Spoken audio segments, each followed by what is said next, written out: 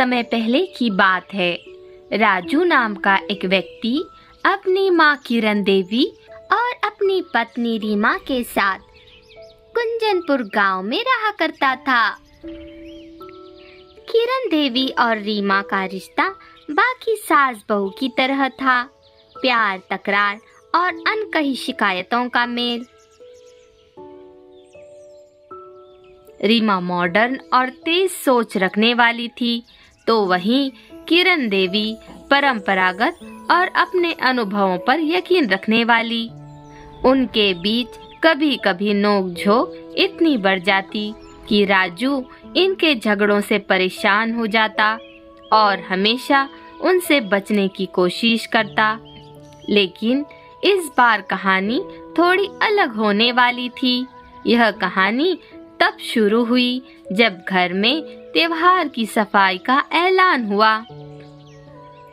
किरण देवी ने सुबह सुबह सबको जगाया। सुन लो सब, दिवाली आने वाली है, घर की हर चीज चमकनी चाहिए।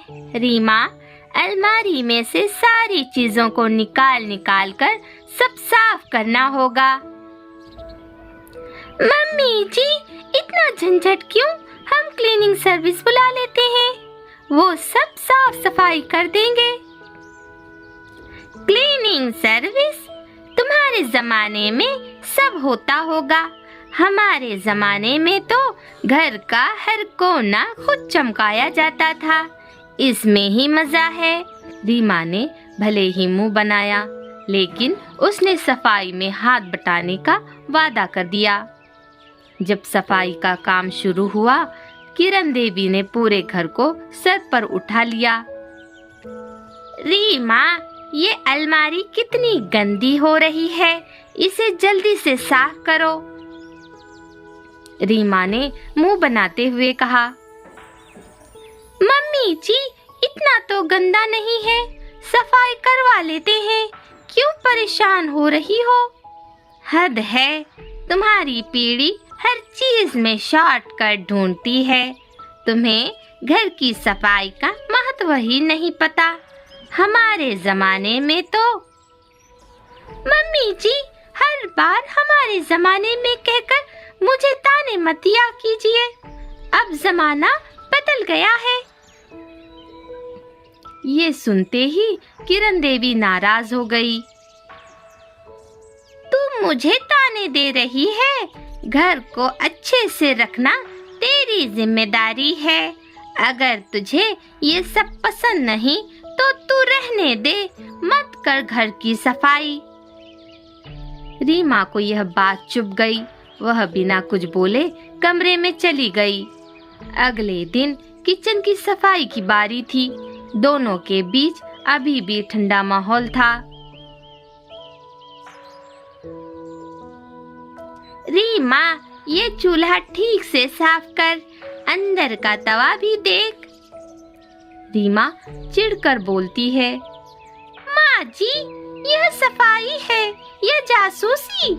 आपको हर चीज पर बोलना जरूरी है क्या? मैं यहाँ सालों से किचन संभाल रही हूँ, मुझे अच्छे से पता है कि क्या करना है। तुम्हें तो बस दिखावा करना आता है। रीमा गुस्से में बर्तन पटकने लगी। दिखावा? मम्मी जी, अगर मैं हर काम गलत करती हूँ तो खुद ही कर लीजिए। मुझे आपकी हर बात पर सवाल सुनने का कोई शौक नहीं। तुम्हारी बातों से तो यही लगता है तुम मुझसे ऊपर बनना चाहती हो। बहू हो, बहू बनकर रहो।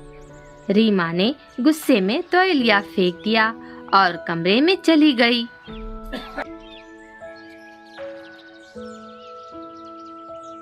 झगड़े के तीसरे दिन दोनों ने लगभग एक दूसरे से बात करना बंद कर दिया था। सफाई के दौरान रीमा को एक पुराना बक्सा मिला, जिसे वो खोलकर चुपचाप देखने लगी।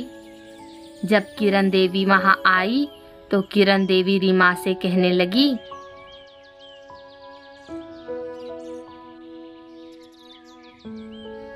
ये मेरे पुराने गहने और तस्वीरें हैं, इन्हें मत छेड़ो। मुझे पता है मम्मी जी, मैं आपकी चीजें खराब नहीं करूंगी। रीमा ने एल्बम से शादी की एक तस्वीर निकाली और कहा, मम्मी जी, आप इस तस्वीर में कितनी खुश लग रही हैं। क्या मैं कभी आपको ऐसे खुश देख पाऊंगी? किरण देवी थोड़ा पिघल गई। उन्होंने एल्बम रीमा के हाथ से लिया और कहा, ये वो वक्त था जब जिम्मेदारियां कम थी और शिकायतें भी कम।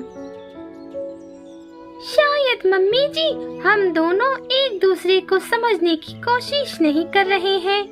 मैं आपकी बहू हूँ, दुश्मन नहीं। हाँ रीमा बहू, और मैं भी तो तुम्हारी सास हूँ, कोई तानाशाह नहीं। दिवाली की रात जब घर सज गया तो रीमा ने वही पुरानी साड़ी और गहने पहने। उस साड़ी और गहनों में रीमा बहुत ही सुंदर लग रही थी। अपनी बहू को अपनी साड़ी और अपने पुराने गहने पहना देख किरण देवी बहुत भावुक हो गई। रीमा ने अपनी सास किरण देवी की बनाई मिठाइयाँ मेहमानों को परोसी। जब मेहमान चले गए तो रीमा ने कहा, मम्मी जी, आज पहली बार मैंने महसूस किया कि हम दोनों आपस में लड़ते झगड़ते हैं। लड़ाई झगड़ा छोड़कर हम एक दूसरे को समझना चाहिए। किरण देवी ने मुस्कुराकर कहा, शायद हमारी लड़ाई इसलिए होती थी क्योंकि हम दोनों ही सही बनना चाहती थी, लेकिन अब मैं समझ गई हूँ कि हम दोनों को एक दूसरे से बहुत कुछ सीखना है। अपनी माँ और अपनी पत्नी को एक दूसरे के लिए ये प्यार देखकर राजू बहुत ही खुश हुआ। रिश्तों में तकरार और गलतफहमियां होना आम बात है, लेकिन सच्चा रिश्ता वही है जिसमें प्यार और समझदारी से हर दरार को भरा जा सके।